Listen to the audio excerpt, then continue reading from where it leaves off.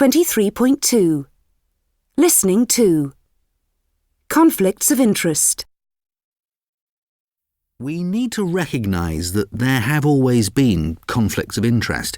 The crux of the problem is not the fact that we have them, but the way in which firms manage these conflicts of interest. Often it's about how you control information within financial institutions. Increasingly, different parts of the firm will interact with the same counterparty, but in different ways. For example, there has been a situation in the press regarding equity research where research analysts have been used almost to promote investment banking. That's caused a number of problems because retail investors, certainly in the USA, have purchased shares in firms on the basis of the research analyst's recommendation.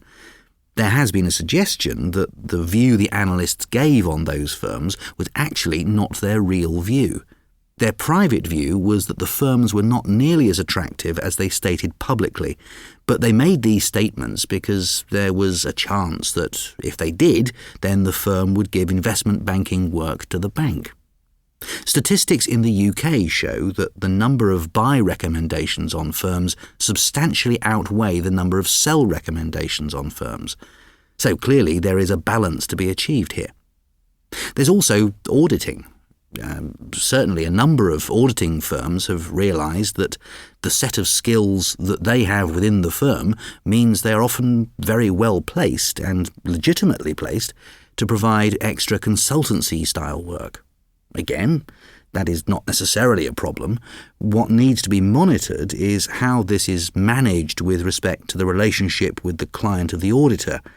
But certainly I think it's fair to say that many auditing firms have recognised this conflict in recent years and have either separated their consultancy business from the auditing firm or have used other techniques to manage the potential conflict of interest. One of those has been, for example, that when they appoint an auditor, many clients now deliberately state that they will not use that firm for consultancy work. They will use another auditing firm for their consultancy work.